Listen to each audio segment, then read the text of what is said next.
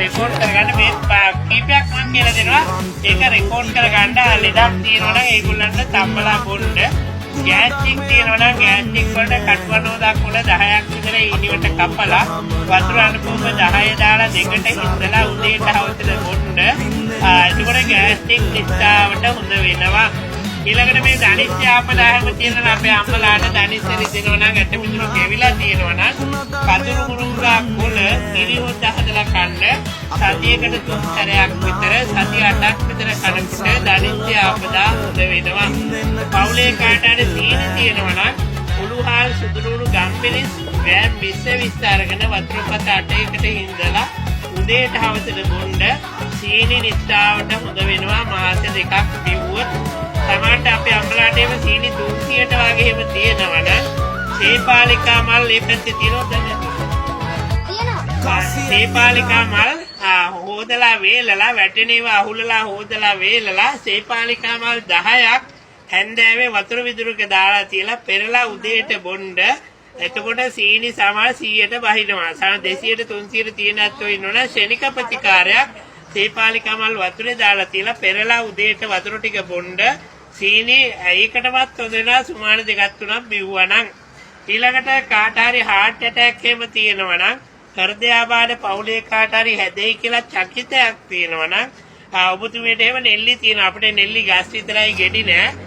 නෙල්ලි ගෙඩි 6ක් විතර බෙන්ඩ කරලා වතුර අනුකූප භාගයක් දාලා මිරිකලා මීපැණි තේ හැන්දක් දාලා බොන්න උදේට මාසයක් බිව්වා නම් අපි කාටවත් heart attack හැදෙන්නෙම නෑ.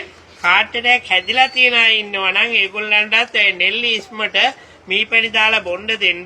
හෘදයාබාධ ඉක්මනට හොඳ වෙනවා. ඒකත් මම හොයාගත්ත බේතක් ගොඩාක් වටිනවා. දැන් 8-10ක් විතර හොඳ වෙලා තියෙනවා හෘදයාබාධ තියෙන අය. ඒ නිසා heart attack තියෙනවා නම් ඒ ටික ඒ ලෙඩුණ්ඩ අපි නමු නෙල්ලි ගෙඩි 6ක් විතර බෙන්ඩ කරලා වතුර අනුකූප භාගය දාලා මිරිකලා මීපැණි තේ හැන්දක් දාලා බොන්න උදේට මාසයක් බිව්වා නම් heart attack හැදෙන්නෙම නෑ.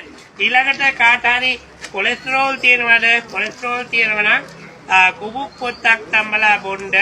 සතියට එක දවසයි සති 3යි. කුබුක් පොත්ත සමහරට මේ පතක් අරගෙන ඒක වතුර අනුකූප 10 දාලා දෙකට හිඳලා උදේට එකයි හවස එකයි බොන්න. කොලෙස්ටරෝල් තියෙනවා නම් සති 3කින් නිස්සාවට හොඳ වෙනවා. ආයේ ජීවිතේට හැදෙන්නෙත් නෑ. ඒ නිසා කොලෙස්ටරෝල් තියන අය ඉන්නවා නම් ඒම පාවිච්චි කරන්න කුබුක් පොත්තක් තම්බලා වතුර බොන්න. ඊළඟට කාට හරි අල්සර්ස් එහෙම තියෙනවා නම් මූල රෝග නැති කෙනෙක් නෑ. ගේ කුරුල්ලට මූල රෝග හැදෙන්නේ නෑ කියනවා.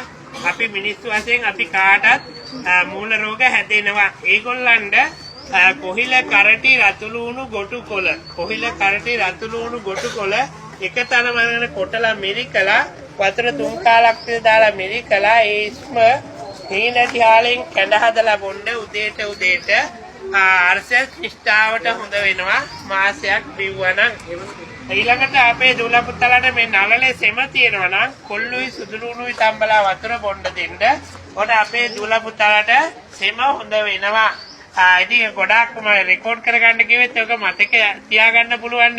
ඊළඟට කාට හරි අපේ දුල පුතාලට බුද්ධිය